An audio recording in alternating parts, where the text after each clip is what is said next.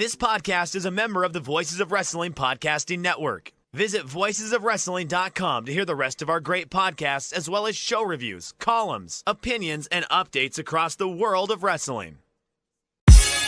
Competition starting to get thick, it's the click, so I hope you work your A game. A-man, no rain from the track when we unite and spit. This is an A game, better bring your A game. Competition starting to get thick, it's the click, so I hope you work your A game. A-man, no rain from the track. And now it's the Mike and JD show, and I'm your host, Mike Gilbert, and I'm joined as always by JD by Godaliva. How you doing, JD? Now that I'm out of the bathroom, I feel fantastic. Yeah, I wasn't going to lead with that, but I did tell everybody in the chat that you were, in fact, delaying the show because you were unleashing hell in the porcelain home. Dude, I'm sorry. Sometimes a man got to poop, and when you have celiac disease, you have to take your poop seriously. It was fine. I didn't have a celiac disease poop, but I just had to poop. Try not to say shit because we're early into the show and that hurts the algorithm. But I just said it, so oh well. Well, I don't know that it hurts the algorithm so much, but it definitely hurts our ad revenue. So if you notice, there's a lot of podcasts out there like that. If you listen to their audio, it's full of cussing, but when you go to some of their YouTube clips, they will actually bleep out the cuss words. Like I think Jim Cornette does that. He actually they bleep out the cuss words so that way they can get more ad revenue from it. Okay.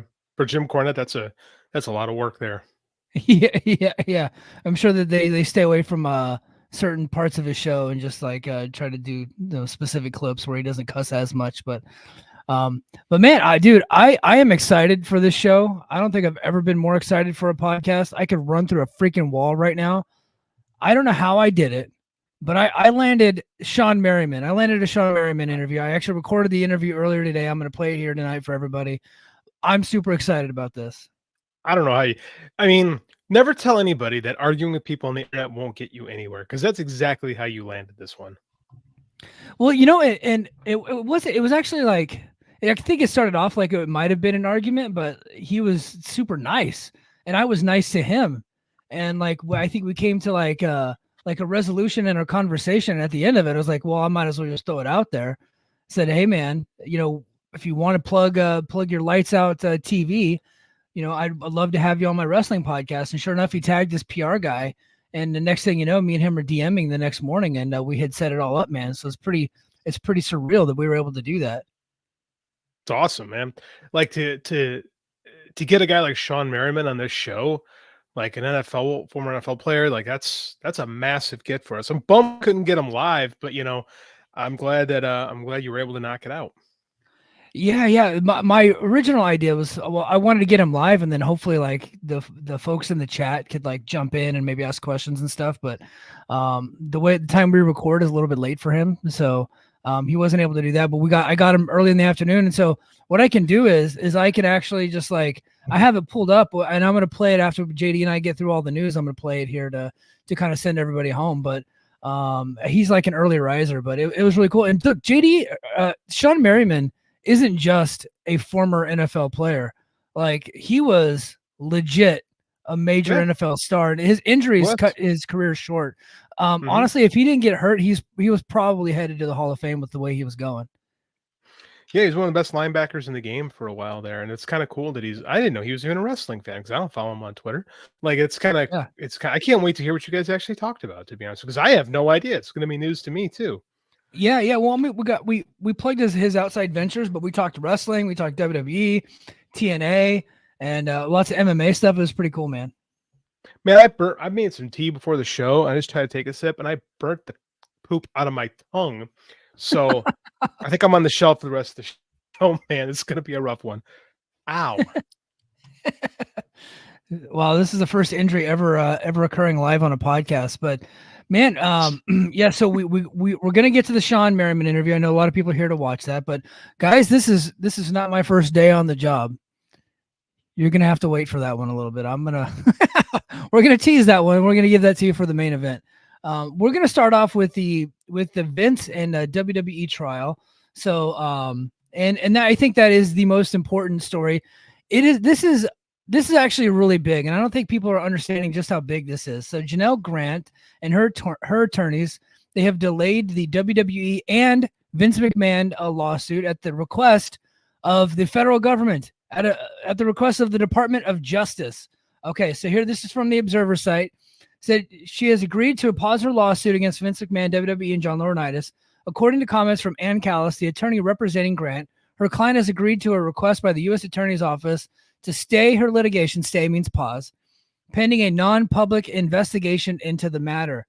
Here's the quote. Ms. Grant has consented to a request by the U.S. Attorney for the Southern District of New York to stay her case against Mr. McMahon, WWE, and Mr. Laurinaitis pursuant to a pending non-public investigation. And Callis, an attorney for Grant, said in an emailed statement to Bloomberg on Thursday, "We will cooperate with all appropriate next steps." And so Dave Meltzer says basically the Grant lawsuit is pausing at the request of the Justice Department as the government is conducting its own investigation. So this goes back to when the feds showed up at McMahon's house and his office and raided and took everything and took his phones and all that stuff. Like this is huge, man. This just got a lot bigger. The Southern District of New York. Who else? They've been in the news lately. They have, but this is these are U.S. attorneys, so it's different departments. So the people that got Trump, former WWE Hall of Famer Donald Trump, on 34 counts of falsifying, official records or whatever it's called. That was the actual state. That's the state of New York. So this is the feds, the U.S. attorney, but in the Southern District of New York. So yeah, they're close proximity, but they actually work. They have different bosses. Interesting. So these guys don't prosecute it. They think they're going to lose, as was reported by Andrew Zarian. So it's funny to me how the Legento machine has been in full effect this week.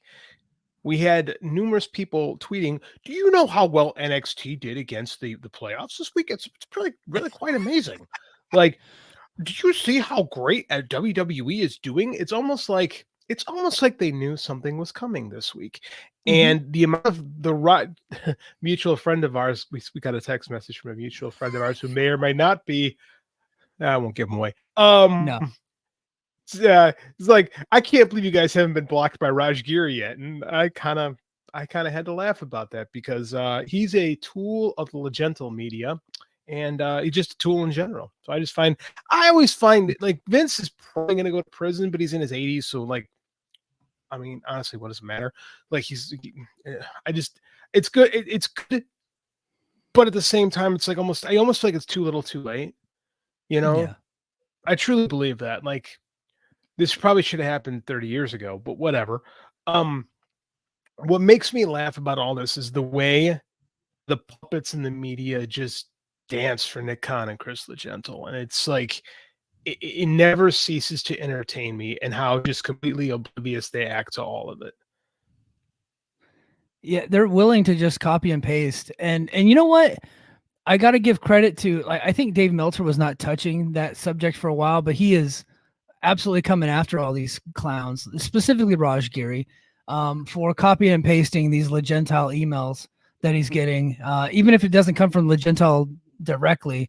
Like they're getting the information. It's incomplete information. It's absolutely PR spin, and they're trying to get ahead of all these stories to get themselves on the front page, to get the positive news on the headlines, to push down the WWE Vince story. And that's why we're opening the show with this.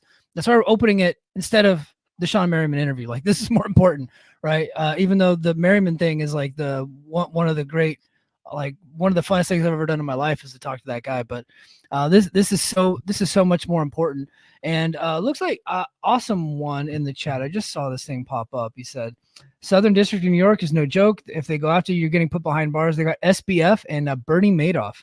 So the Bernie was that guy that ripped off all those like celebrities and all those like Kevin Bacon, like a ton of people.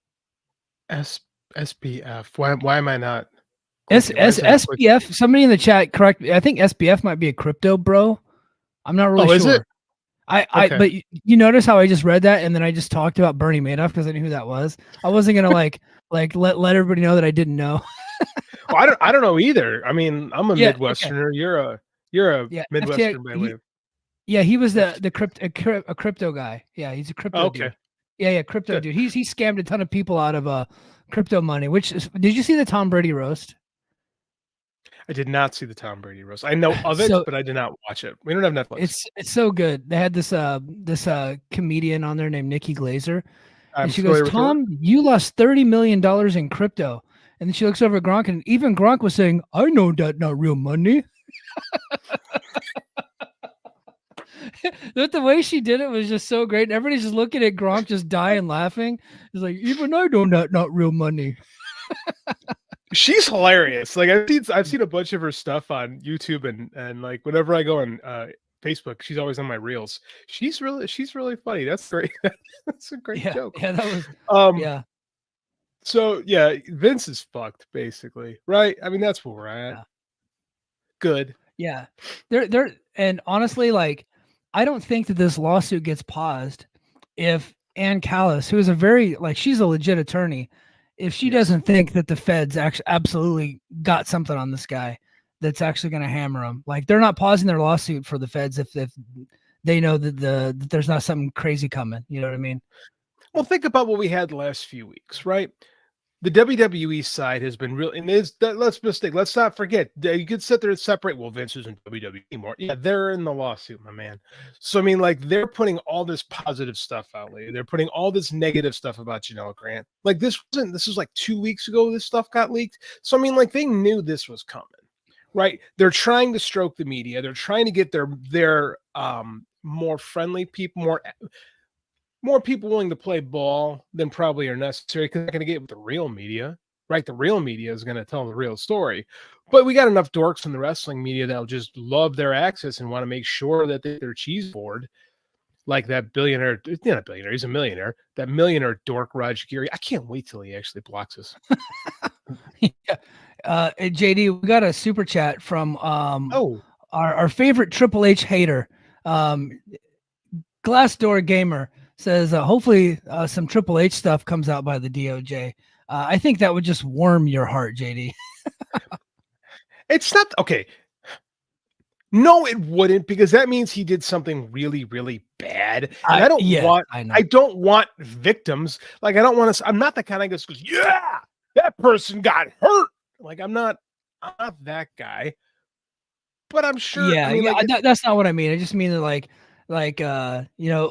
because we know that the leadership in WWE is not completely innocent here. no. So they had to have been up to something. I'm not saying that I hope that Triple H has a victim, but there's a likelihood that some, maybe not even just him, but there's got to be more people in that company that had some shady stuff going on during the time. For sure. Now, don't get me wrong. Is he guilty of, at worst, turning a blind eye to what this guy was doing? Yeah. I mean, he's been there I did that like LA Knight. I didn't even mean to. I mean, like, he's been there damn near 30 years himself, and he knows everything that goes on in that company, right? And has for years. So, I mean, like, going back to like Ashley Massaro and stuff like that, this dude knew and let things happen because he liked his job and didn't give a crap. So I think he's a scumbag, but I think there's like levels of scumbaggery, right? Like Triple H scumbag, but Vince is like overlord scumbag. Yeah, like Vince is Weinstein. Like, he's like top of the line scumbag. But here you go. But we got to be careful, JD, because this guy Corey Brennan of Fightful has said it's incredibly important to ask Triple H about the lawsuit, but it's important to remember that Triple H at this time has not been named as someone who knew in any legal documents. Focus on facts and evidence in hand and don't speculate on something so sensitive. So, JD, listen to Corey here. We got to protect Triple H at all costs, okay? Because he loves his NXT. This Fightful turd, right? This little Irish turd who you just can't flush down the toilet will lay down and fall upon any sword necessary to protect his beloved WWE. This is why this kid is happy. He's perfectly working with Jimmy Van. Right, because again, Jimmy Van, thank you, Vince, for all the crap that you've pulled on people over the years. Thank you for covering up Jimmy Snuka's murder. We appreciate that. Like, this dude is just in such a perfect out for himself. And the fact that he gets some NXT scoops, ooh, it's like talking to high school kids. Like, I can't understand this. Those are not actually scoops that he's getting from NXT. That's I know, like NXT, like PR people, like just pushing random stuff to him to get the other stuff off the front page. Look, man, and we've had decent back and forth with the leader over at Fightful, so I'm not going to bury the guy. But I mean, like, they love their tweets. They love engagement. Yeah. They run off. I mean, like, hey, we got a $5 super chat and we're going crazy for it. They get tons of super chats. The problem is they don't have people willing to ask hard questions over there. They don't have people willing to be dickheads. They have guys like this dude who, you remember Tiananmen Square? Yes. Remember that guy who stood in front of it? Was it the dude that set himself on fire? No. Yeah. Or he was just Vietnam. In front of a battle tank. Battle tank. I think of the dude from Vietnam, the monk, the Rage Against the Machine cover. No, think about the dude who stood in front of the tank at Tiananmen Square. And that's this guy, right? Yeah. There's tons of people willing to really ask questions and push the agenda and really make sure that this company and its leader for 50 years get what there's coming to them. But not, man, he's going to stand in front and make sure beloved NXT is safe and sound. I can't stand this guy. Cannot stand him. Yeah, and King of the North knew that, and he sent it to me and said, I think this is worthy of bad tweets. And he goes, JD's probably going to go crazy on this one. So the king knows. The king himself has been on fire this week on Twitter. He has been quite entertaining. So I disagree. He's been hazing me, and I don't really think that he should get any kudos for that. So I disagree. We're going to get into the AEW stuff. He actually made sure to add a topic onto the agenda that he wanted covered. So, the king actually has a good tweet up. The king actually has a good comment. He knows Shawn Michaels put drugs in drinks. Yeah, Shawn Michaels did do that. Shawn Michaels was a scumbag for the 1990s. All right, let's go. Speaking of Shawn Michaels, let's go to the next topic. Jordynne Grace showed up on NXT on Tuesday night. She's actually going to be challenging for the NXT Women's Championship against she used to be called Roxy, but she's now Roxanne Perez at the upcoming Battleground show, I think in a couple weeks in Las Vegas. She's going to be headlining the show, and it looks like this isn't the only crossover that's going to happen, as there are rumors out there that there should be some NXT stars showing up at Cicero Stadium coming up at Against All Odds in Chicago. None of that's been confirmed, but there's rumors flying. I guess Jordynne Grace has an open challenge to anybody to come to challenge for the title. Look, guys, she needs something because she ain't got no opponents in TNA right now. There's like, you guys want to talk about TNA having the best women's division. There is no women's division. Jordynne Grace has beat them all, and they all left, the other ones. Yeah, I haven't watched the show in over a year, Mike. What is the women's division in TNA? What are the knockouts? Knock me out. Who's it? Yeah, okay. So right now, like the top two, and they're very top tier talents. Jordynne Grace, obviously, and I think that Jordynne Grace could be a top women's performer in any company right now. I think she's that for good. Sure. Masha Slamovich, I think, is also very good. She's right there. And then after that, there's a big drop off. You got Rosemary Havoc, you got Zaya Brookside, SDL. Tasha Steelz. I like Tasha Steelz, to be honest with you, but she just never really kind of broke through to that upper echelon. She's like good, but she never really broke through.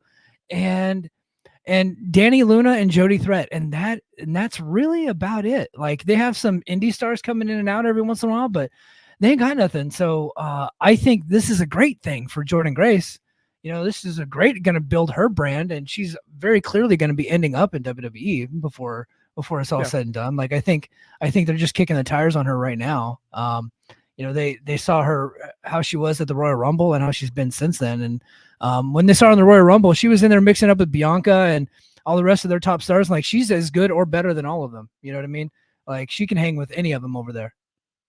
So my question is what does, and again, we had a guy in our mentions this week who said there was no history of WWE working with other companies. And I listed 6 that came off the top of my head over 40 years. Well, that's different. That was before Triple H. And I'm like, I don't have the time or energy for this today. Right. So they didn't even tag TNA in their tweet, which was just freaking awesome to me. Does Jordynne get no? This isn't title for title. This is just Jordynne challenging Rock. I almost called her Roxy again. Roxy, right? Yeah. If it was title for title, then I would think that there's a possibility that Jordynne wins because NXT just wants more dates on her. But this is just Jordynne challenging for the title, so I think that tells you who's going to win. It's very likely to be Roxanne Perez. I mean, like, So I'm super curious what happens when it happens, because I want to hear the TNA fans, of which we know many, have the same energy they have for Kenny Omega when he won. So and again, this is what's great to me is they're sitting here like the whole argument is, oh, WWE is going to give NXT much more, or WWE's TNA much more showcase, blah blah blah.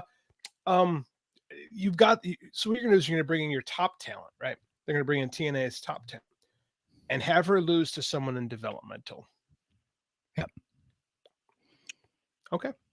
Yeah, I mean, it's cool. If that's what they want, that's totally cool. I get it. But I mean, like, WWE is going to make sure that WWE is on top, which is, again, what any company should do. It's what AEW does most of the time when they're working with other companies. Hey, Mystico, one of the best stars in the world, he did not win the gauntlet last night. Did not win that gauntlet last night. So I just want to make sure everyone has that same energy when Jordan lies down for Roxy. And if I'm wrong, I'll come on here and take the L. I don't think I will be. Yeah, I think it's very clearly Perez is going to win. Now, look, crazier things have happened. I just don't think that they're going to bring in an outsider to have them win their championship. Jordan Grace is signed till 2026. So, and TNA is not letting her go. They're not just going to let her out of her deal unless WWE paid like a significant amount of money to buy out that contract. Then maybe they would, but I don't think WWE is going to do that. So, it wouldn't make any sense for Jordan Grace to do that. Does it hurt TNA to have Jordan Grace lose? Of course not. It doesn't. It doesn't mean a freaking thing. It defines her company as far as it. And what you know what? It does do. Oh, Mike, sorry. And it broadens Jordan Grace's brand, right? And she's going to get more followers, and she's going to get all that stuff. It's going to help her out in the long run. I think she's going to get a little more famous from this thing. But that's going to be about it. But it's going to create brand awareness for Jordan Grace specifically. I don't think it's going to add a ton of viewers to TNA, and I don't think it's going to sell a ton of tickets to TNA.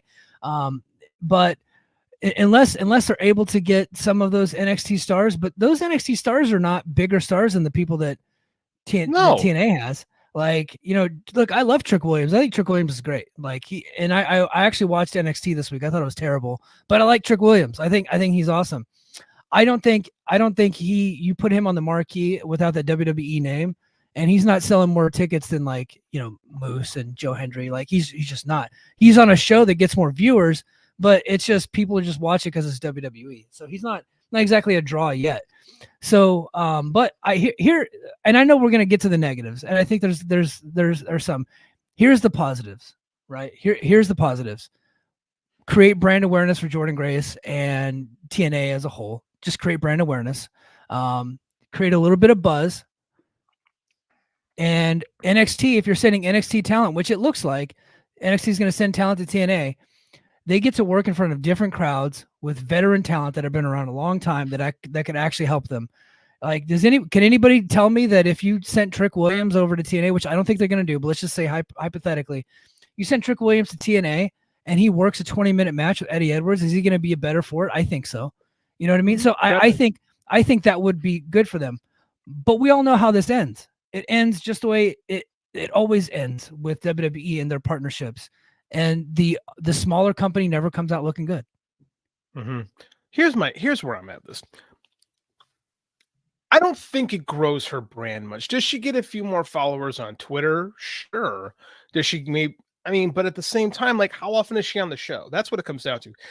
If this is a one-off, if she's coming in to do this PLE match and then she's out, it doesn't matter. I mean, like, it's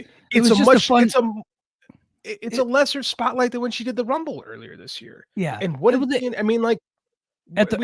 worst, it's just a fun thing for Battleground, like a fun hook for Battleground, which is good. Yeah, that's fine.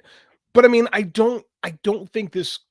I think brand awareness is one of the most overstated and mythical concepts that we have. Like, in advertising, it takes, like, I believe we learned this in class. It takes like 30 times of hearing something before you start recognizing a brand, right? And you need to have it constant, which is why NXT does a great job, because they have their little stars on their little show and they have people. And so it gets you familiar with their character before they move to the main roster. That was a big problem before with the old NXT, is they would have different characters. So like the work you were doing here doesn't work. So you were not creating brand awareness. Brand awareness comes from repetition. You're not creating repetition with this unless she's on the show every week for months upon months. Then you're growing your brand. I mean, like it's like being a guest star on a TV show. Like, oh, that's so and so, and then they're done, right? Like, I don't think this hurts TNA, No, right? But again, as always, WWE comes out much better. Like if say Trick Williams does a match with Eddie Edwards, I like your hypothetical there. It's going to get better in the ring with Eddie Edwards, who's one of the most underrated workers in the world. TNA going to get more viewers to watch Access? Not significantly more, but I would say they would. Yeah, if they were able to announce that, like, you know, upcoming at Slammiversary, let's just say Slammiversary, right? Okay. Which is, as of right now, it's tracking to be their biggest live event in a decade. They have broken their on sale record. PCO is at the helm. I think Joe LeDuc's family is going to be there. Like they're going all out in Montreal. They're probably going to put Speedball Bailey in the main event, and they're going to get a really big match for Speedball. So let's just say hypothetically they got like 2,500 people. I don't want to say 3,000, because if they get to 3,000, I got to buy a Big Con T-shirt and wear it on the Slammiversary post show, and I don't really want to do that. But let's just say they get 2,500. You know, could adding Trick Williams get them a few more pay-per-view buys if that show is promoted on NXT? It won't be. It wouldn't be. But let's just say that it was. I think it would actually, because of how little pay-per-view buys is probably going to get. I would say the increase would be significant to TNA. But what I'm thinking, we're not going to get there. That's the thing, is I think people are like thinking that this crossover is going to be a long-term thing. Right now we're booked. Jordynne Grace is going to wrestle next week on NXT. She's going to beat a jobber. I don't know the jobber's name, but she's going to beat a jobber. They're going to build her up just the same way they did Charlie Dempsey when they sent Charlie Dempsey to All Japan to fight Katsuhiko Nakajima. They gave him a victory, and then immediately he lost. I think that's where we're going here. Jordynne Grace gets the victory. They're going to send somebody over to TNA at Against All Odds in a surprise match. Who knows who it's going to be? And then at the end of it, I think this is it.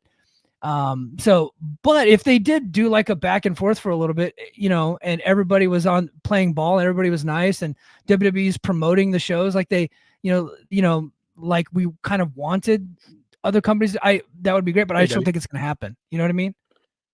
I don't either. I also think you're being very optimistic with thinking it would translate to more buys for TNA, because here's the only reason I say this is because the WWE audience is not in the habit of buying pay-per-views. Don't buy shows anymore. It's part of your Peacock subscription. So to ask them to spend extra money is something that they just don't do. And again, we talked about this 3 years ago, that I thought AEW did a really poor job not advertising Kenny Omega's TNA title defenses. I thought that was really stupid of them at the time, and it didn't help their partnership at all. I agree with that, but AEW fans are used to buying pay-per-views. WWE fans are not. So this is why I have a hard time seeing NXT specific fans being willing to buy a match. You know, I just don't. I don't think that happens. There's just so many of them worldwide. You don't think that like 5,000 of the multiples of millions of people that watch that show worldwide would be willing to spend money on it? I think that would. And 5,000 pay-per-view buys for a TNA, that is a significant increase for how little they do. You know what I mean? Like I think millions upon millions. I don't think millions upon millions of people watch NXT. I think that's a myth. I think worldwide. I think so. I think so worldwide. When they were on their own network, NXT was one of the highest rated shows on it when they were on their own network. I don't think that's true. I don't think it's grown exponentially since moving to Peacock. I just don't. Well, they're not on Peacock. They're on USA, and then they're getting 700,000, and like but their PLEs are still all those different places that WWE's on. I would say they got a few million like worldwide. easily. I mean, India? You talking about people watching in India where they don't buy things anyway? India, you know what I'm saying? Like, India is definitely a country, but they also have several other countries like I'm all over saying, the like, world just, that have it. I would say that some of them might be willing to pay $40 for a pay-per-view. I disagree with that, especially when you're not asking your fan base to do that ever. I don't foresee WWE fans who for a decade now have been conditioned not to buy pay-per-views to buy a pay-per-view for a different company to see one performer, maybe two at most. I think that's very optimistic thinking on your part. If it added maybe 100, maybe, I don't know. I don't think that's realistic. I think it's pretty realistic that some of them would come over and buy it. They really like to support the WWE. In fact, look, NXT, the ticket prices in Vegas are insane. Like NXT, they're only like 600 people there in that Apex, but they're selling like, I think the lowest price ticket is like 250. It's wild, man. They're gonna have a huge gate there. Man, Evolve, when they got their NXT deal, their shows went through the roof. So many people bought those pay-per-views, and it added so many more seats when the Street Profits were the Evolve tag team champions. What were the numbers? Nothing. No one cared. Insignificant. Evolve doesn't exist. Well, look, I think it's likely that they could, but guess what? We're never gonna know because it's just not gonna happen. Or not gonna happen. Yeah. I think that I don't think they're sending anybody to Slammiversary. I think it would be cool if they sent AJ to be put in the Hall of Fame. I think that would be that cool. could happen. I don't think that's the craziest thing to like the craziest scenario. You know what I mean? No, that could happen. Yeah, I think that's especially that's if they're like all on friendly terms. But are we gonna get this big crossover that's gonna blow up in a Worlds Collide feud with like Shawn Michaels on one side and Tummy Dreamer on the other side? And like no, that's just not happening. That's just not happening. But I think it would be pretty cool if they did do better business, but I just don't see it happening. Now let's go over to AEW Double or Nothing, some of their fallout that they had. Lots of news coming from AEW, man. So their TV deal, it looks like the TV deal is coming sooner rather than later. The exclusive window with WBD is at the end of July. There was a report out which I think people took the wrong way from Mark Bellany. They really like read way too much into the disappointment. Look, if somebody makes me an offer and I don't accept it, I guess naturally that's disappointing, right? Like so like, yeah, it wasn't what I wanted. Let's keep negotiating. That doesn't mean that Tony Khan was like, oh my, like his heart was broken. But as you can see, the grifters and aggregators went ape shit all over this thing, trying to make it seem like there was like bad blood between the two sides, which was just not the case. No, I mean, that was clear. People don't know what negotiations are like. Secondly, is the people missed the whole point of Bellany's article. It wasn't to slam Tony Khan. It was to talk about how incompetent David Zaslav is. The whole thing was about he's going to bungle another. That was the exact quote. Zaslav's going to bungle another media rights deal after they fucked up the NBA. So how you could spin that into, oh my God, Tony Khan screwed up again. Like, you have to be another level of grifter. You have to be you got to go full bit off to do that. I mean, it's unfortunate that that's what happened, but I mean, there's so much money in the grift right now. There's so much money in the AEW doom and gloom. There's so many people that want to carry water for rapists that it's disappointing, but not surprising. Yeah. I think right now, what it's looking like is they're very likely to get a deal done. It's probably going to happen this summer. If it doesn't happen with WBD, it's going to happen elsewhere. But I think there's a lot of pressure on David Zaslav to get this deal done because he blew the NBA deal with NBA going to Comcast. So I think it's that now what they're arguing about right now, or not arguing, but what they're negotiating are just more semantics and fine details, right? Like, our pay-per-view is going to be provided, or what are we pushing to Max? Is it a co-stream deal? Like those types of things. And I think AEW would be wise to want their show maybe not co-streamed, but as we saw last night. How did you watch AEW last night? Because I'll tell you how I watched AEW. Oh, you watched it differently than I did. I watched on the crappy TBS app. Yeah, I watched it on Twitter because the AEW on TNT Twitter account like shared the live stream. I don't know if they're just testing something out or what, but I think at this point it would be wise for any type of live sports. You could be on a cable network or a broadcast network, but you need to be co-streamed on some type of streaming service. And I think that would be like the best for everybody. So I'm thinking like some of those details are getting hammered out right now. And I think Andrew Zarian was kind of talking about that on him and Garrett's show earlier this week. So like the deal's coming. They're just trying to figure out all the facts and figures and exactly what's going to be included. Here's the thing about people Zaslav, worry. CEOs, when they don't do a good job, get axed all the time, right? It's not crazy to think that the shareholders, who are not going to be happy with losing the NBA, by the way, it's not crazy to think that if he bungles more of these things that he could be gone, because the WBD shareholders have not been thrilled with the moves he's made the past 2 years. So it's entirely possible that he needs to make a deal. It'd be stupid of him to let AEW go. I mean, you could bitch about the Raiders all you want, but I mean, it's still one of the best. Like Dave just posted today, like it's still out. AEW Dynamite, which is still down, is still outperforming everything else on cable TV that's not live sports, especially when it comes to like year-to-year drops. They're still ahead of the curve. It's a major hit on cable. It is. It is a huge success. Dynamite specifically, huge success. And Collision and Rampage not as successful clearly, but they're all like they perform pretty well for what they are. But AEW Dynamite is an absolute like smashing success, and nobody really wants to admit that, and that's why they're going to get the big raise. Concerning behavior regarding Tony Khan, I'll be honest, I heard this early in the day, but it was like early in the day on Sunday. But it was from somebody that doesn't really like report news. So I didn't really put much stock into it, but then I think like Alvarez was talking about it and several other people were talking about it, that Tony Khan, like up until Dynamite was about to go on the air, was like ripping up scripts like he's Vince McMahon in 2019. And you can tell if you go back and watch some of the shows, specifically the Adam Cole segment, when he was basically out there with no idea what he was about to talk about. He was just stalling for time until MJF got out there. It seemed like he was a bit lost. That show was pretty wacky, Double or Nothing. While I still like enjoyed most of it, it was kind of a shit show, to be honest with you. Which reminded me of a tweet that I made at Conrad Thompson. And Conrad Thompson was saying that Jeff Jarrett should be running AEW. And I said, well, look, there's run-ins every show and business is down. Are you sure he isn't running AEW? To which he did not reply to that, by the way. He so bummed. So bummed you didn't get a response to that. No, that show, I mean, like, here's the problem. I was talking about this with someone we know. The problem with AEW right now is that there's this heavy WWE lean going on in the company. Things started to change over there when Jimmy Jacobs came in, right?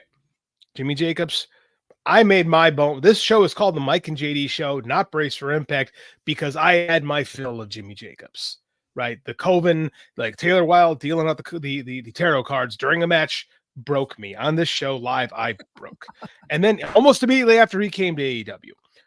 Since that's happened, it seems like the room, there is a writer's room there, is gone very heavy with former WWE people. Now that the Pepperman is over there too, now you've got it even more.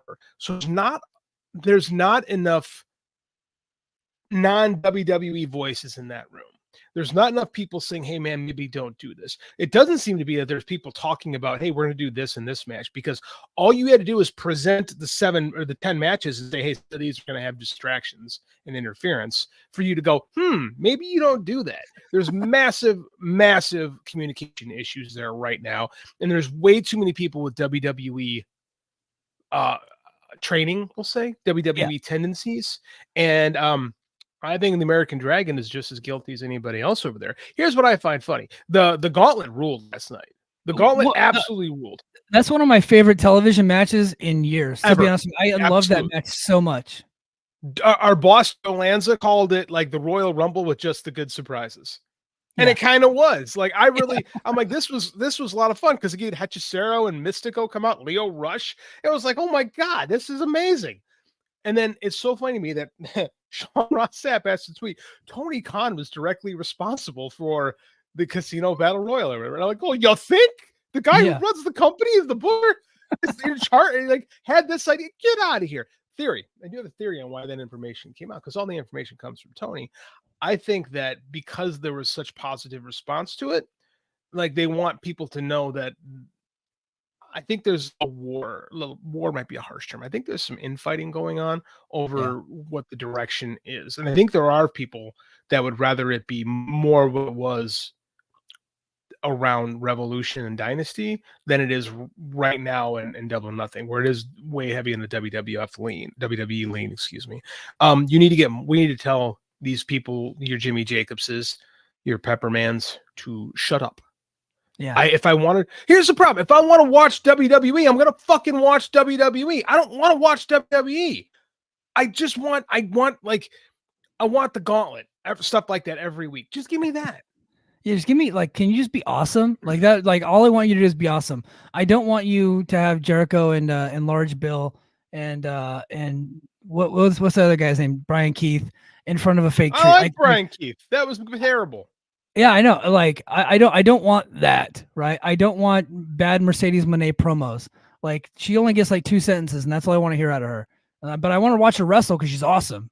She's awesome. Her and Willow tore it down, dude. Dude, that was a great match. And it took. Someone said it took a little while to get going. I'm like, I disagreed. I enjoyed it from like the dawn. Excuse me. Yeah. Like I don't understand. I don't understand this need to like go, well, WWE does this, so we should do this. I mean, like, no, you should have a Bible written. This is what WWE does. Do the opposite every week. So let's talk about this real quick. I'm going to throw this at you. You're a child of the 80s. Do you remember New Coke? Yes. Is that before your time? So New Coke, for you younger millennials and Gen Zers, in the 1980s, Coca-Cola, biggest soft drink company in the world, changed its formula because Pepsi was an upstart and they started taking away some market share. Not a lot of market share, just enough market share to make Coke change their formula to something that tasted more like Pepsi. The fan base, the consumer base, freaked out. There were boycotts and people made a big deal, and then they had a triumphant return of Coke Classic. Now I've heard conspiracy theories saying that was a big setup. They lost a lot of money, so I don't necessarily believe that. Here's the thing. Coca-Cola is the #1 soft drink company in the world with Coke. Like if you live in the South, you don't even call soda or pop, as we call it here in the Midwest. You call it all Coke. It's all Coke, and there's various stages of Coke, right? They just one thing, Coke, Diet Coke, boom. Pepsi is really good at being a challenger brand. Pepsi itself is never going to have Coke's numbers, right? But Pepsi does really well being Pepsi. They're very strong #2. Pepsi also offers Mountain Dew, something that the Coca-Cola company doesn't have an equivalent of. So then they're able to eat up market share based on the fact that, hey, we are Mountain Dew as well as Pepsi, right? So they're able to diversify their portfolio enough to be a strong challenger without having to chase Coke and do exactly what Coke does. Pepsi is strong enough to be Pepsi. And to stay in their lane. And they have like Coke is never going to change their logo, right? They've had that logo since the 1920s, I want to say. Pepsi changed theirs a few years. Mm-hmm. That's what they do, right? They stay strong with Mountain Dew. They stay strong with Pepsi. Pepsi knows what it is, and it knows it's never going to beat Coke. Coke is a cultural thing, especially in the South. But Pepsi is very fine being Pepsi. Why AEW will not just be Pepsi, I'll never understand. Taco Bell's never going to be McDonald's. Taco Bell's very happy being Taco Bell. Why do we have to chase the market leader instead of just doing our own thing and establishing our own brand and our own fans that are different than those fans? This is the things that perplex me.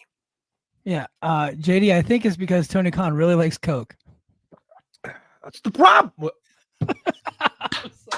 I'm sorry. Yeah, you fell right into it. It took me a second. Like after I saw the look on your face, I went, let's go with Michael. Tony Khan, don't sue me. That's a joke. Okay, don't sue me. I think when other people have made that joke, like people try to come after them for slander. I'm just making a joke, guys. Come on, just tell a joke. Got some more AEW news, and then we'll get to the Shawne Merriman interview. And I want to get to the chat, guys. Chat. I promise I'm getting to the chat tonight. So MJF is back, man. I really like that. Joe and I actually, my cousin Joe and I, we actually recapped Double or Nothing this past Monday on Memorial Day. So that was really cool. MJF is back. He wasn't on Dynamite this week, but he's going to be coming back up this coming up Wednesday on Dynamite, man. But I think MJF being back, if he is going to be serious MJF and he's going to be filled with hate, count me in. But if he goes back to silly stuff, count me all the way out. Agree 100%. It sure seemed like that whole promo was, guys, I'm really sorry. Yes, I'm really sorry. I got Yeah. carried away. I'll be a dickhead again because that's what you guys like. So if he is, I mean, like, his sensibilities will always skew to the sports entertainment. He's also responsible for some really good stuff. The feud with Cody was really good, even though it kind of just ended weirdly. The Punk feud was one of my favorite things in 2022. Right, I adored that whole thing. So the man is capable of really great work. You know what they need over there? They just need an editor. They need a guy who can sit there and say no, who's not afraid to be an asshole. Huh? John Muse. I thought you said Tony Danza at first. I'm like, that'd be an interesting Yeah, call. no, they need the guy from Who's the Boss. Who's the boss? Yeah, maybe they'll hire Alyssa Milano too. Yeah, I'd be okay with that. Yeah, they need a guy. I'm not going to advocate for our friend, but I believe that. But they need a guy who's not afraid to be a dick and say, no, this is stupid, or no, this is too many interferences, or no, this is too much. It doesn't make sense, right? Yeah. They just need someone there who can tell people no. That was the best thing at Vince. I mean, like, we bury Vince up and down. Vince had no problem telling his talent no. Yeah. You need that. Yeah. Well, leadership, and that's been the tough thing in this company. Like, people don't want to be the bad guy, but you need to be a leader at some point. And whether or not you delegate that authority to somebody else, but somebody's got to be leading the ship, right? And somebody that has to be thick-skinned, that can have tough conversations with people. And that seems to be the constant with this company, is that they don't want to have those tough conversations with people. They'd rather avoid it and hope it just goes away, which it typically does, and it just festers and then it explodes. Couple more AEW topics before we get to the chat. Ospreay versus Swerve at Forbidden Door. I was really caught off guard by that. I did not think that Ospreay was going to win. I assumed, this is just Mike. Mike was booking, and so sometimes when Mike's booking and they don't book what I book, I get upset about it. I can't get mad at a Swerve versus Ospreay match, though. Like, I don't see why I could get mad about that. That's going to be awesome. It's just not when I would have done it. I was just thinking, it's Forbidden Door. The Swerve was defending the title against somebody from either New Japan or CMLL. That's what I thought was going to happen. But instead, we're just going to go AEW versus AEW for the Forbidden Door show. I think the problem is like, and we had this last year. Did anybody in their right mind think Sonata was going to lose to the Jungle Boy? No. That's what I'm saying. Like, I would rather have matches where there's a possible, because now, if let's say it was her versus Mystico. That's a big match on paper. But is there any way Mystico is lying down for Swerve? That one I could see Mystico losing, but but that one is a tough one because he really is the top star in CMLL. Yeah, they want to let him happen. Like, no, I think that they need to. I think that booking. This is the biggest match AEW can for us right now. Yeah. Right. There's not a bigger match that they can give at the moment. So now you have this card with some stakes. Now people are excited. The fan base is excited because, like, you're either going to have cement Swerve as a champ or you're going to go with the Ospreay movement, right? Either way, there's going to be good stuff. So I think this is better than having a lame duck match, right? That we know there's not going to, that we know, like, you put Shingo against Swerve. That would be really fun, but no one thinks Shingo's going to beat Swerve for the title. Ospreay could win the belt. Yes. Or Swerve could just defeat Will Ospreay. And there's no wrong decision here. I'm a big fan of all this, man. I really am.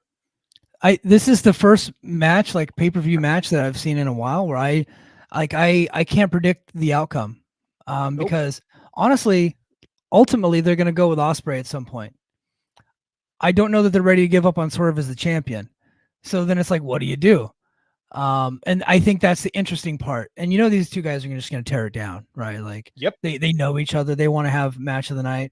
But then that the trouble of Forbidden Door, like the idea behind Forbidden Door is crossover matchups, and this is just not a crossover matchup. So, but that's more of a nitpick. You know what I mean? It's not like an actual gripe. That's a nitpick, is what I would say. Nitpicking it a little bit. Should they have saved it for All In?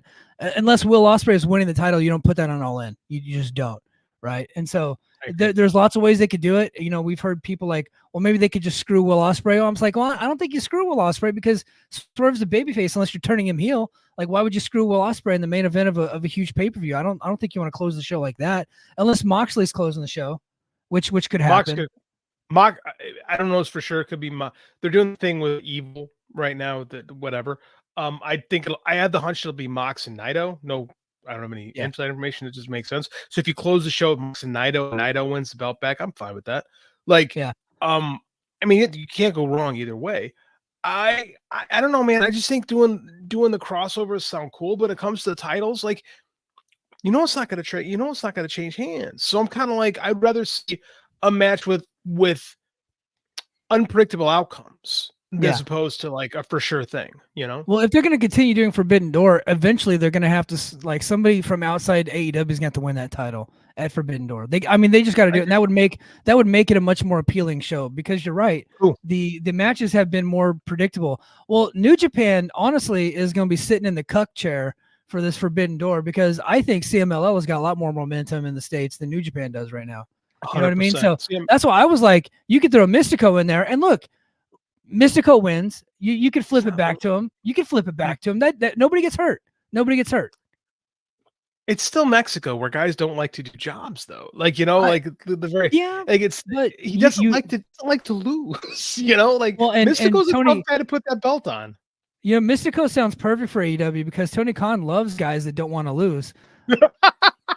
That damn Malachi Black, his back issue is still going strong. He couldn't tap because there's something going on with his arm. He couldn't get pinned because there's something going on with his back. So he just fell asleep. And like because Malachi Black will not do a freaking normal job, now Adam Copeland's leg is destroyed.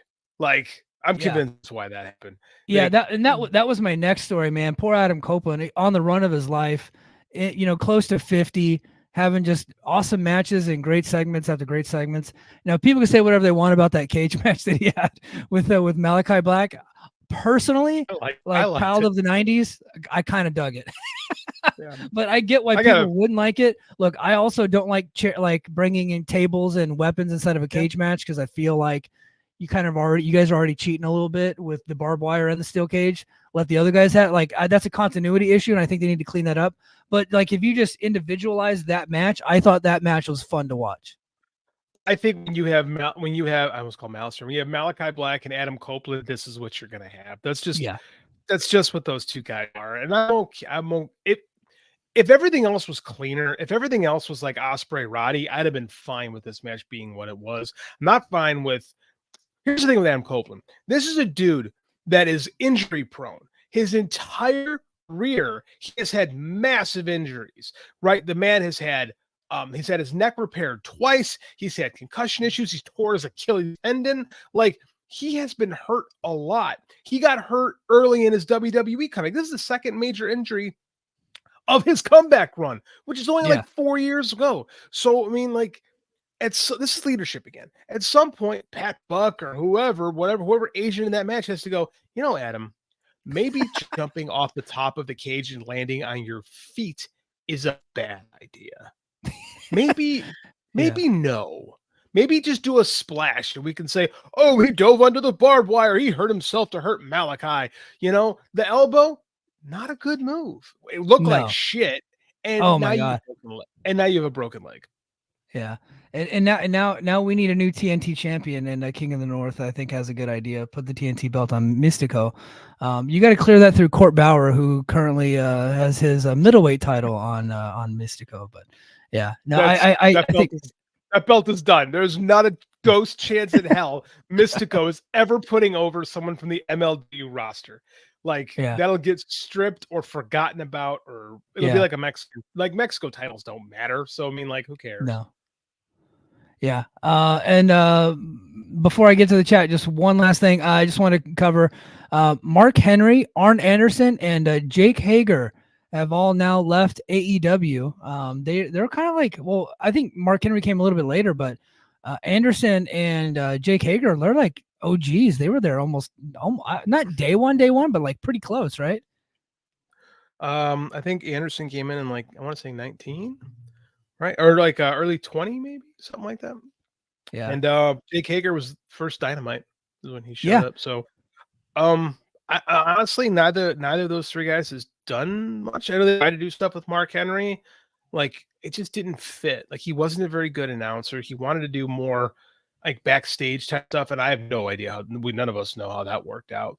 But it seems like he's not burying Tony on the way out, so I'm going to assume that it just wasn't a great fit after a while. And Arn, when Cody left, he had nothing to do. And quite frankly, when given opportunities to be Arn Anderson, he just isn't Arn Anderson anymore. Yeah, and I think Arn's gonna go right back and do some stuff with Cody, but I don't think WWE is gonna use him very often. I know Arn didn't really get along with Vince, and he seems like he's probably seems like a Triple H guy to me. But he's a loyal soldier. I think he'll go back to WWE. Mark Henry's probably gonna go get himself a Legends deal, and Jake Hager. Look, you guys keep tweeting at me, and you keep bullying me and harassing me and hazing me online. Jake Hager is not going to TNA. They've had an opportunity to have that guy, and they passed on him before, and he went to Lucha Underground. And then as he left Lucha Underground, he had the opportunity to pick him up before he went to AEW, and he went to AEW. He ain't coming. The guy offers nothing. He is an amazing, amazing wrestler, not professional wrestler. I'm talking like actual wrestler. The guy is a stud. He's just not a star. He just isn't. He just could never figure out how to put it all together. Not very charismatic. Honestly, the only thing I could think of that he could do is go back to NXT, kind of like what Shawn Spears and Ethan Page just did. Well, I take it, but Ethan Page was never in NXT before, but like they need more veteran talent to work with their younger talent. I think Jake Hager mechanically is like good as far as like in-ring mechanics go. The guy just doesn't really come across as a star. So I think that he could go there and like work with some of those young talents, and he could probably put them through a hell of a workout and teach them some shooting stuff that he knows from his days in Oklahoma, right? So I think he could do that stuff, but I just don't see him being like a TV wrestler and being successful. Me neither. I mean, it's whatever. It's Jake Hager. Yeah. But you know what? I just want to say Tony Khan has heat with me forever for making QT Marshall the manager of Powerhouse Hobbs instead of Mark Henry. My idea was much better. I pitched the idea. Nobody listened to me. Mark Henry is a great promo. He was a great heel in WWE. His heavyweight championship run was awesome. And then his heel turn on John Cena is one of the greatest things I've ever seen in wrestling. I would have had Mark Henry out there side by side with Powerhouse Hobbs, kind of like, Vader and Harley Race. That's kind of the way I saw it. I thought that would have been a great mix. So, I think he goes back, does WWE Legend stuff, but it would not shock me since TNA has already hired half the Busted Open crew to see Mark Henry show up in TNA at some point and do something. Like, I don't know what he would do, but like do a shot here and there. You know what I mean? Sure. Why not? All right, guys. Let's go ahead and get to the chat. Thank you, chat, everybody, for being here. This is a big night for us. I'm getting ready to debut my interview. I didn't do it. It's you. My interview with NFL legend Shawne Merriman. Vikings first in Skull. So this is actually Tyler from the Voices of Wrestling. So fun fact, my Secret Santa gift this year was that ECW match with Shawne Merriman. I didn't know Shawne Merriman had an ECW match. I was out at that time. I had no idea. I'm guessing it's WWECW, not the ECW from the 90s, considering Shawne was a 2005 NFL draft pick. The math doesn't work out on that. Yeah. IO Productions says not a good day for Vince and Donald Trump. No, not looking good. Not looking good for either one of them. Maybe they'll share a jail cell. Who knows? Who knows how that's gonna go? Nobody knows. King of the North. Actually, no, I'm not even gonna say this one. This jerk tweet. No. Enjoy Brian Pillman Jr. at TNA. Lexus King. Yeah, Lexus King. The Alter the Squirrel says TNA doesn't have a women's division. They have a Jordan Grace division. That's pretty damn true. That's actually true. Yeah. Okay. Lucha Doncic is booking in the NXT. Says Jordan takes the L at NXT. Then that'll give Roxanne a shot at the KO belt, and Jordan will beat her there. They got Jordan fighting also some staring ass MF next week. Oh yeah. She's beating up a jobber next week. You know what? I don't think it's that crazy to think that Jordan beats her Roxy beats her at Battleground, and then she goes to TNA to challenge, and then Jordan Grace gets her win back. I don't think that's too crazy. I don't see it happening, but that's not a crazy scenario to me. See, Lucha thinks they're going to be fair to TNA. I don't know why he would assume that. Yeah. Let's see. Dobby says Jordan is booked to get a win on Tuesday. Yeah, we already talked about that. It said NXT already though, so a TNA talent will be getting a win on WWE TV at least. Yeah, I mean that's. Yeah, nobody would ever thought that a couple years ago. I don't know what it does for for everybody. But Transferring Heat says, Dave Meltzer, you're going to be seeing a lot of more moves between the two companies. So yeah, Dave did say that.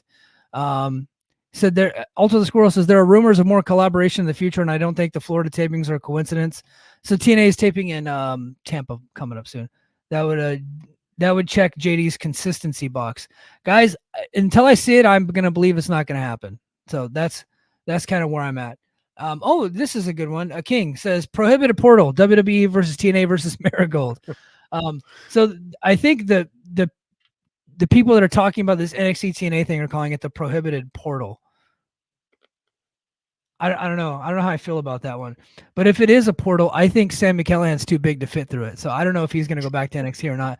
But, a lot like Sammy Cholesterol, he is a guy, and Ace Austin and Chris Bay and several other TNA talents were on Twitter kind of publicly begging for a spot on NXT. And I was like, have some dignity, guys. And then the next day, Sean Ross Sapp puts out a story that Jordan Grace appears to be getting 6 figures for her 3 appearances with NXT. And I was like, you know what, guys? Tweet away. Get those spots. try to get yourself a spot on NXT. Go for it. Go do your thing, guys. I think you should. Baby Huey says, oh my God, LOL. I think that might be my cocaine joke. I think so. And then, King says, well done, Mike. All right. And then here's just one more. I'll get through one more. So no, Swerve loses. I stopped watching for a while. I started watching again because of him. I think everybody loves Swerve, to include Tony Khan. I don't think Swerve's dropping that title, but it is crazy that they're doing this match this way. So I'm curious to see how it all plays out. That's what's cool about it. John Muse, John, I'm going to give you credit for this now because this is absolutely going to be. I'm going to make a clip of the TNA thing, and this is going to be the title. Forbidden Doormat, TNA and WWE NXT start partnership. So that is the title of the video. So thank you, John Muse, for the title. That is what I'm going to be when I do the clips for this weekend. That's going to be the title of the clip. But thank you everybody for being here in the chat. You guys stick around in the chat. I'm going to play the Shawne Merriman interview. I'm going to pull myself off stage, but I'll stay right here with you guys and chat along with you. I hope you guys will stick around and watch my interview with NFL legend Shawne Merriman. Hey, now it's the Mike and JD show, and I'm your host, Mike Gilbert. And I've definitely brought my A game, just like God Illa today. I got a very special guest, former NFL linebacker. He is a two-time All-Pro, 3-time Pro Bowler, a former number 12 overall draft pick by the San Diego Chargers in 2005. Mr. Shawne Merriman is here. How you doing, Sean? Hey, what's up, man? How you doing? Doing good. Hey, I really appreciate you being here, man. We kind of had some like a little back and forth on Twitter, very friendly, nice exchange. I thought it was really cool that you had reached out, and we were talking about some TNA wrestling on Lights Out Sports, the new app that you got going on. So let's talk about that, man. So you got a free sports TV streaming service. You got a lot of stuff on there. You got TNA wrestling, of course, MMA, kickboxing, chess, poker. It's currently available on all major platforms like Apple TV, Amazon, and Roku. So tell me about this Lights Out Sports. Yeah, man. So, after I retired, I got straight into TV. I went to NFL Network a couple of years. I went to Fox Sports a couple of years after that, ESPN a couple of years, and back to Fox Sports. And then also I was at the launch of WWE Network. So I hosted the WrestleMania when it was in New Orleans at Monday Night Raws, SmackDowns. And so I've done pay-per-views with WWE before, and I just had a kick-ass pay-per-view done with TNA Wrestling like two months ago. So I've been around these spaces for a long time, man, understanding like how TV works, production works, and how this whole thing operates. So I wanted to create an all sports platform, like a locker room vibe of just all sports, and make it free, right? I thought that was very important to us too, to have a free platform that you don't have to sign up or do anything like that. You can just go download the app, and then you start to dive into some of the content. But to me, I think the coolest part is like these channels, different variety. Like we got Outdoor America coming on with your fishing, hunting stuff. World Poker Tour has been big on there. Speed Vision is coming on, which is your top motor sports channel. So we're just constantly growing, man. And you can get us from every major TV platform, as some of the ones you just said: Roku, Apple TV, Amazon Fire, iOS, and Android. So Yeah, definitely check us out. Yeah, absolutely. It's I downloaded it on my Apple TV just yesterday after we had talked. And it's kind of like Pluto TV, but for like sports fans. So if you're like a hardcore sports fan and you like stuff like Pluto TV, where they have all the 24-hour free streaming stuff like that, well, you can get all of that on Lights Out Sports. It's very easy to use. I have it on my Apple TV. It works great. No lag, no nothing like that. It's been a pretty cool product. I actually checked out some TNA wrestling stuff on there. It helps me out with my podcast. So let's talk about Lights Out MMA though, or Lights Out Extreme Fighting. So you started that back in 2019, and that is probably your premier product on Lights Out MMA. So how has that been going? It's been crazy. So, I got into MMA. I started training back in 2000, in the mid 2000s with Randy Couture and Chuck Liddell, Tito Ortiz, like all these guys. I was just around. Yeah. And I was doing it for my football workouts. I didn't even have any idea that I was just going to, fall in love with the sport and be around it. Now for almost 17 years. I just got into it to help my hand-eye coordination to be a better football player. And I started training with these guys, grappling. I started getting into sparring during the off seasons.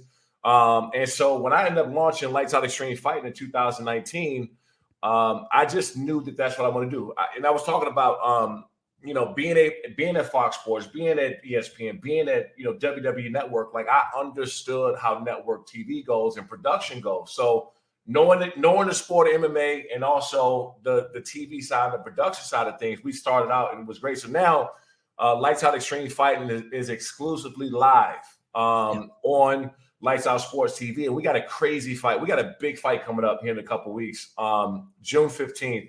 It'll be in San Diego. Start time is 7 p.m. Pacific. We got like 16 fights. And that's the cool thing about being, kind of on my own service and doing it how we're doing it, because we can. One of our last show was like almost 4.5 hours long.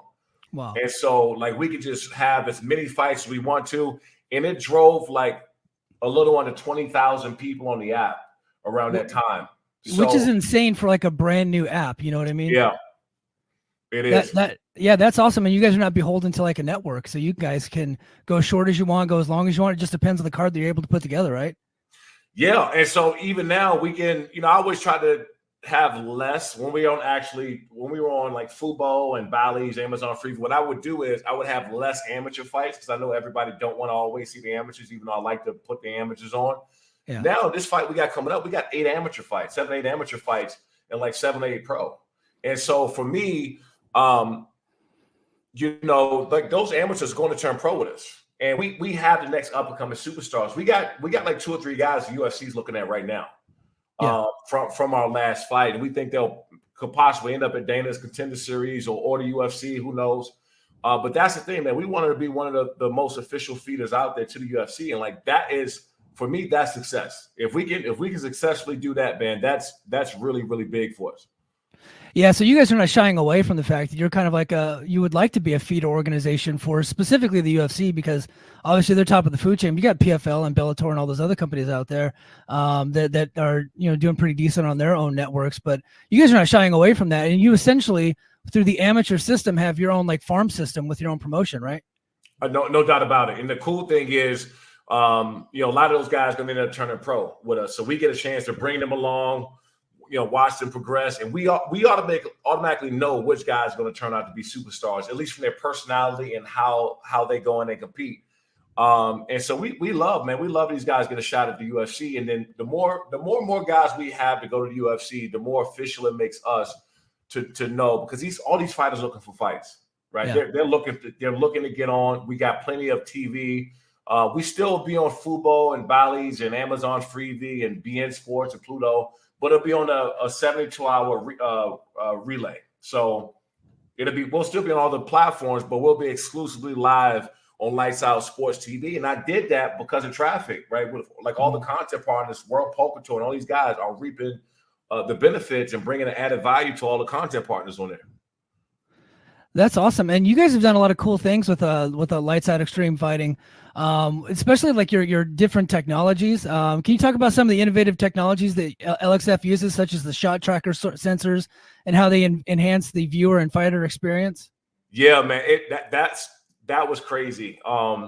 And so I'm like always thinking out the box. I want to do the most outlandish, out the box stuff, even though it sounds impossible. I'm like, let's go try it. And so I started looking up a couple of years ago of a technology that has, you can track velocity and G-force and all this stuff. And I ended up partnering with Shot Tracker. Shot Tracker has that chip in the NBA basketball, MLB, I think PGA, and some other places. And so now we were effectively able to have it in the glove. So pretty soon here, you'll be able to measure speed, power, punch, impact. You can see the velocity, where guys are getting hit at landing. We have 5 motion capture cameras at the top of the cage, where you can see what guys are getting hit at in the center of the cage or their backs against the cage. And so what I want to do is make this data instant. Like, that's what we're working on. We're working on making the data instant, because how cool would it be if you're watching a fight and that punch traveled at 17 miles an hour and it landed smack dead and the G-force was 22 plus. So like we're trying to get this data instant and just really change how people watch combat sports. That's awesome. And it kind of reminds me of what XFL did when they first came online, like back in 2001. They had so many different innovative ideas, and then when they go out of business, like the NFL just took them all. And then now the Rock's got his well, I guess it's UFL now, but the Rock's they're doing the same thing. And the next thing you start to see the NFL adopting a lot of the ideas that they had, but they originally had come from the UFL, XFL. I think we're going to see this stuff penetrate not only the UFC but other combat sports as well, like boxing and Glory, Kickboxing Glory, which you can obviously get on Lights Out TV.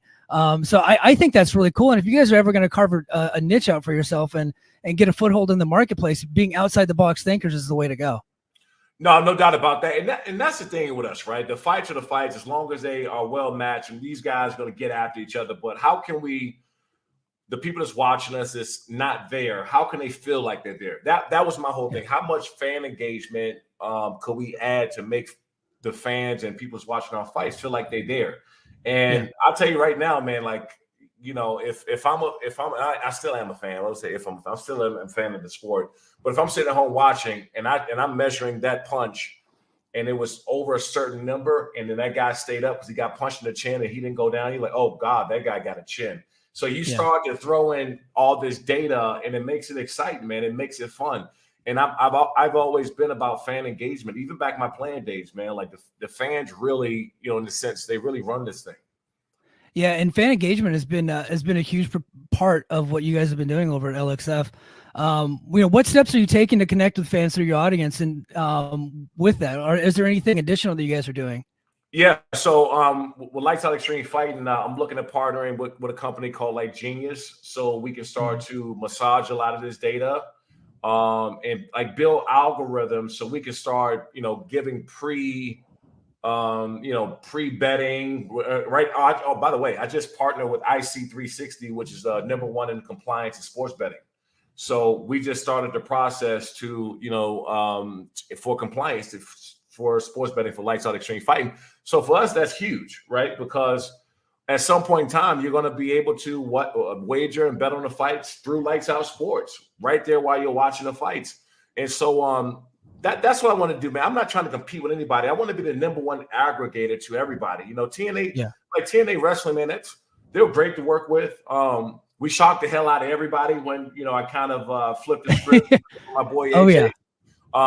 And I think that, and I'm going to work with them more down the road. I probably, maybe someday work back with the WWE and be a part of what they're building. And I've been around the wrestling community and business, man, for, since I did my first, I think it was One Night Stand or something on pay-per-view, like back in 2008 or 9 or something like I've been around. And so understanding the wrestling business and how entertainment and that part of it works, and then kind of just using my knowledge of being around Vince McMahon, being around Paul, being around those guys, working out down at the Performance Institute with the WWE, which is incredible, man. Having Billy Gunn as my in-ring coach, right? Dusty Rhodes is my promo coach, and get a chance to work with those guys and being around for as long as I have, man, it's been really cool. So, you talk about your experience over the Performance Center. There for a while, I think a lot of us who were following, because obviously I'm a big football fan, and I got some football questions to throw at you a little bit later. But when we heard that you were coming over to the Performance Center, you had done WrestleMania, you're part of the WWE Network, I guess we all assumed that it would be the natural progression for you to get in the ring with the WWE, but it just never happened. What happened with that? I think, one thing, I think WWE Network, when they launched, they had a little bit of issue with subscriptions and stuff. It was one point I think they let go like 10 or 11% of the entire company over at WWE. So that was one part of it. The other part is that I've been on the name and likeness of Lights Out since I was 21, 22 years old, and having to build that brand and build that name. I was a little bit different coming in than a lot of guys that kind of are coming in and making a name or character for themselves. Yeah. And so that was another hiccup that was like, hey guys, I've been building this. I don't need you guys to build it now, even though that the ecosystem of WWE is nobody bigger, and I'm sure they could have amplified what I was doing, but I was very, very protective over the Lights Out trademark and name and how that was used, where that was going, who owned it, right? You just saw I think it was a few months ago, The Rock kind of got his name back and somebody else. So there was a lot of part of that. But dude, I seen Paul, Triple H. I seen Paul at the ESPYs a couple years back, and I just walked up and I just grabbed him, man. I love that dude, and I still have great relationships with everybody at WWE. So I think that just that part of it alone has been really, really cool. And that's why the doors never shut. It was never any bad blood. Just a lot of turnover and places that they were going. Well, and at the time, under the regime that they had at the time, obviously Vince McMahon was in charge at the time. They wanted to own everybody's name, image, and likeness, and they would actually bring in, big name wrestlers from other companies, sign them, and then change their name completely and give them some wild names. And in fact, they actually had a former NFL player. I don't know if you're familiar with them. I'm sure you are. Monty Brown, who had a really good career in TNA.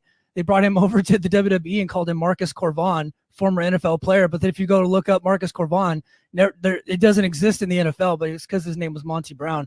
So that was a big issue. I'm glad you stood your ground, because I think, Lights Out is such a cool name. In fact, I think, didn't Moose change the name of his finishing move to the Lights Out, his spear, I think at one time? Yeah. Yeah. Yep. So he changed his name. I think that's such a cool nickname, Lights Out Shawne Merriman. One of the great NFL nicknames of all time. It's right up there with Mean Joe Green and Deebo Samuel.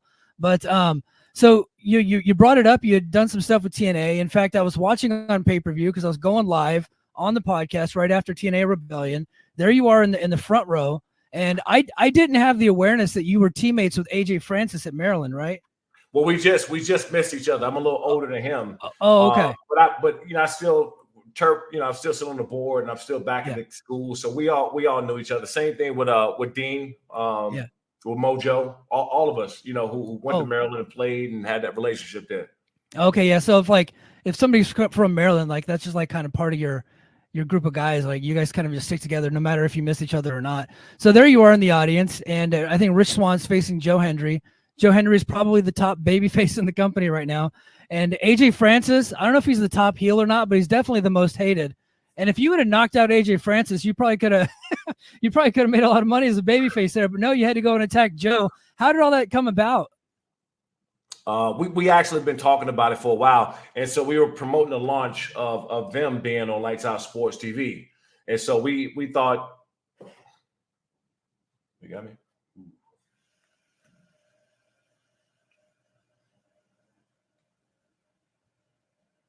Oh, you there? Yep, I'm here. Okay, sorry. We left off where you're talking about how it all came about with you and TNA at Rebellion. Yeah, so obviously TNA Wrestling they got a channel on Lights Out Sports TV. We were thinking of some cool ways to promote it and get it out there and do a launch. But I still talk to the wrestling. I still talk to a lot of people in the wrestling community in general. And so when that opportunity with TNA came up, I was like, yeah, you kidding me? I've already I've trained with some of the best in the world and been around, and but it was my first time being back doing in-ring stuff in about almost 7 years. Yeah. And so I just, it was a cool moment, and to get the reaction that we did out the crowd, that to me is always the best, to shock the hell out of people. And I didn't, me and AJ kind of went in, and you had no idea, and then just flip on Hendry like that was great.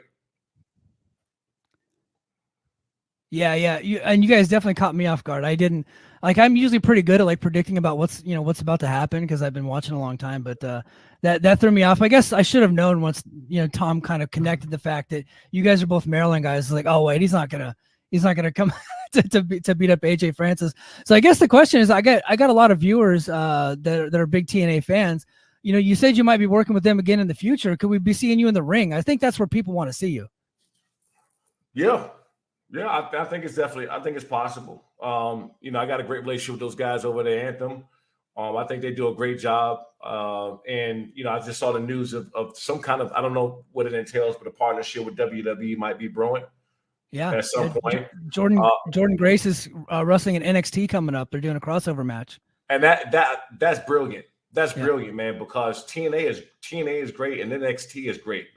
And that's where I was going to head when I went to the WWE, is start out for a while in NXT, and then obviously get up on the main circuit. But I mean, you talk about having a passion for something. I love it.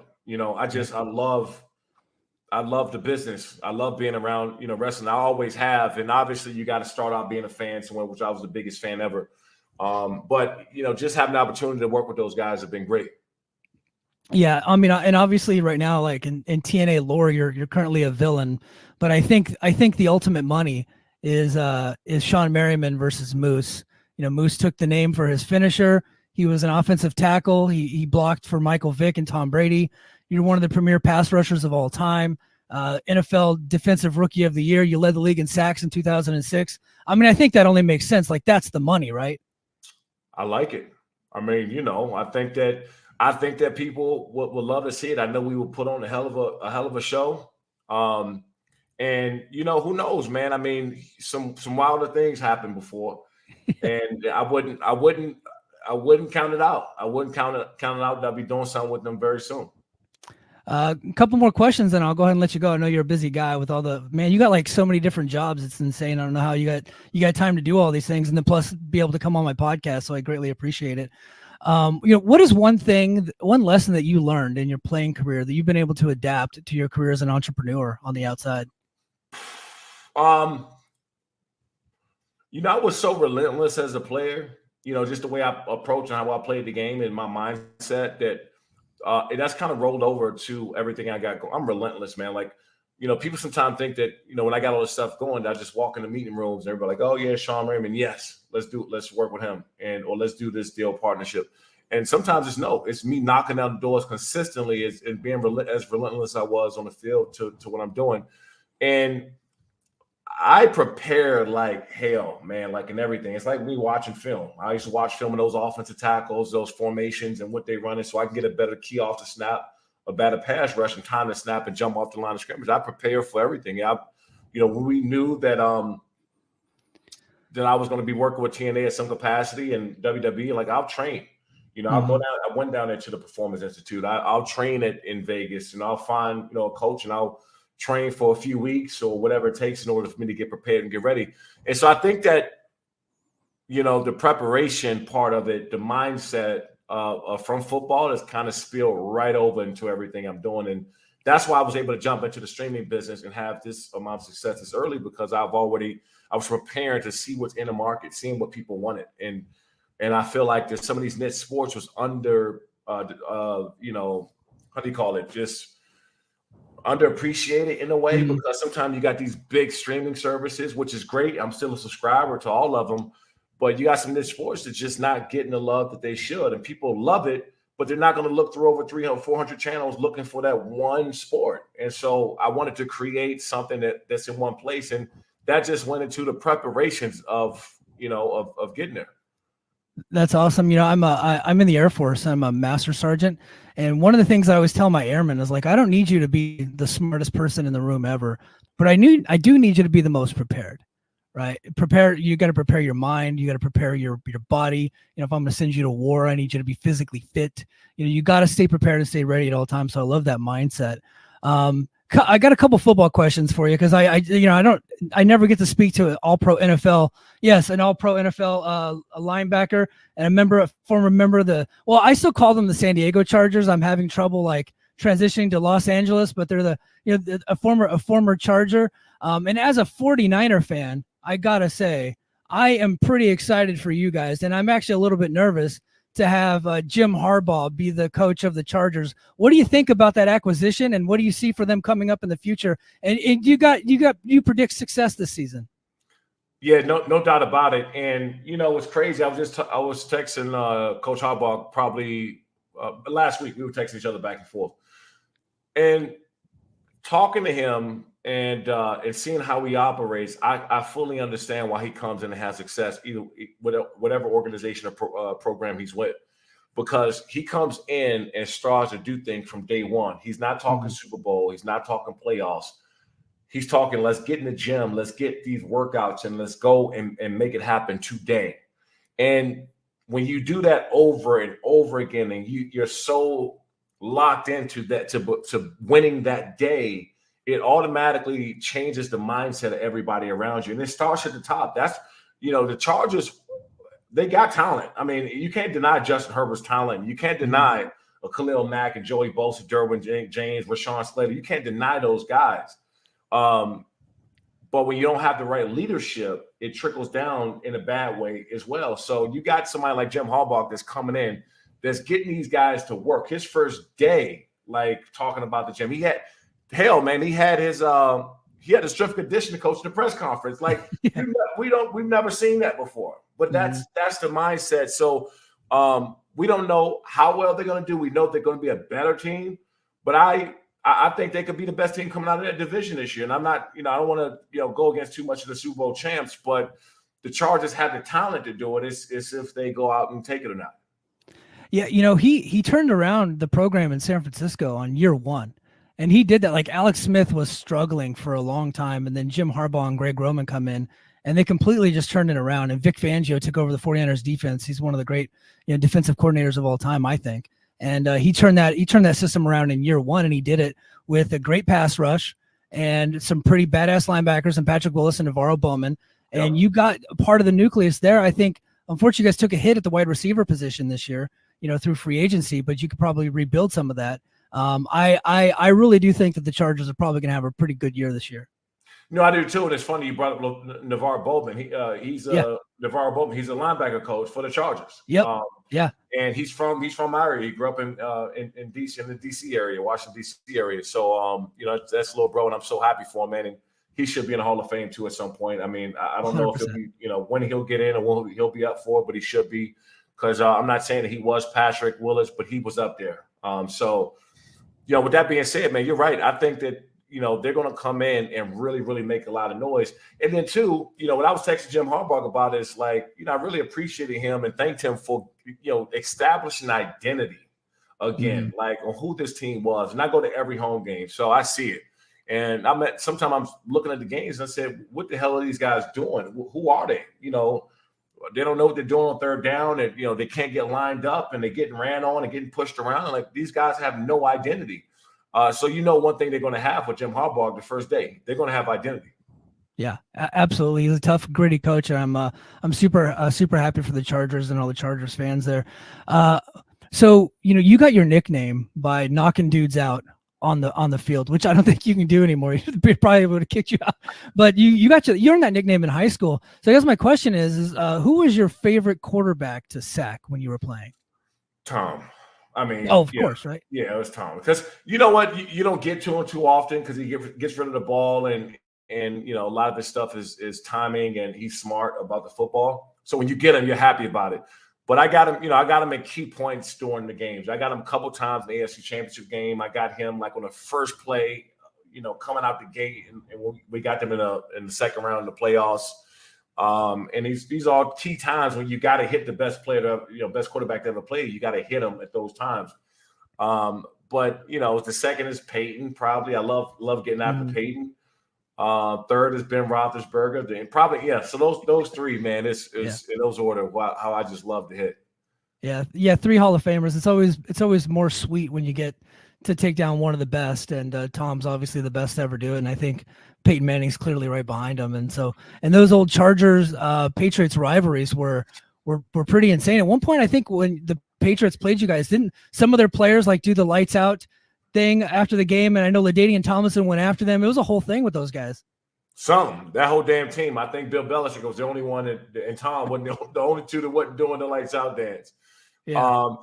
But I was pissed off then when it happened. I didn't know it happened. I didn't find out everything that happened until I watched the local news after the game because my head was down. I didn't know. I just looked up and I saw LT and Phillip Rivers in the middle of the field about to get in the fight. That's when I ended up running over there. But I had no idea they were all doing the lights out dance at the time until I watched the local news that night when I got home. So then I figured out why LT and Phil was added the way they were. So yeah, that was a crazy time, man, to have a whole damn team, kind of mocking the dance and stuff like that. Well, I mean, it says a lot about you and what you meant to your team to have. In my opinion, probably this might just be me reading it, but what I was watching on television, like LT was probably your team captain, maybe, or at least one of them, like the leaders of your team. To have him have your back like that is pretty tremendous. So is that why you ended up signing with the Bills? Is because you're like, I want to smash that dude a couple more times before it's all said and done. What's funny is I never beat him when I was on the Chargers. We ended up beating them when I was with the Bills, and that really pissed me off because it's not. I love my Bills to death, but we have much better teams in San Diego. But I think the matchup problems and the rivalry being in the division, and I think Tom threw 3 or 4 picks that day, but we was getting after him so bad. And I think the best part about that is it was after the game. You'd have thought we won the damn Super Bowl. I didn't know they hated the Patriots that bad out there until we beat them. Yeah. So. Yeah, it's a big deal. And again, I got to go back to TNA Wrestling. I think that's why you got to go kick Moose's ass.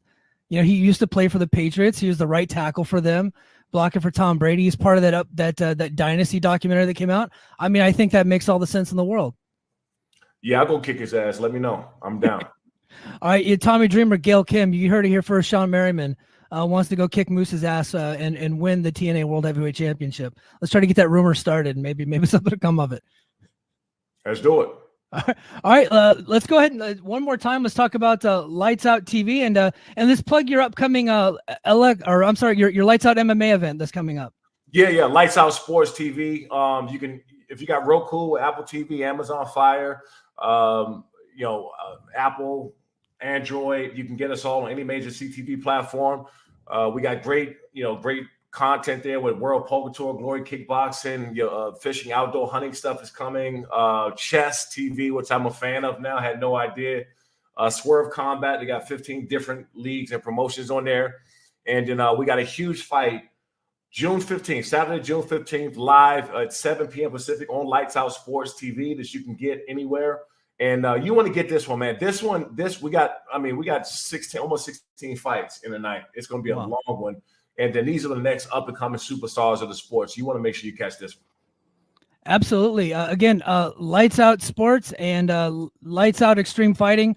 Thank you very much to Shawne Merriman. I really appreciate you being here. You're very gracious with your time. Going to go ahead and let you get back to your many, many hats. Thank you again very much. You got it. Thank you. Appreciate it. Yep. Take care. Bye.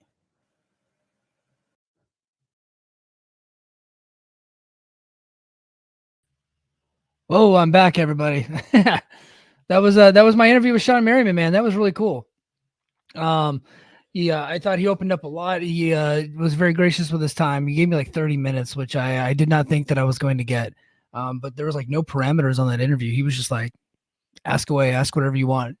As long as I gave him the opportunity to plug his stuff. So again, everybody go follow Shawne Merriman on X or Instagram or whatever, and check out Lights Out TV. That is going to do it for us this week. I want to make sure I plug the Patreon. Go to patreon.com/The Mike and JD Show.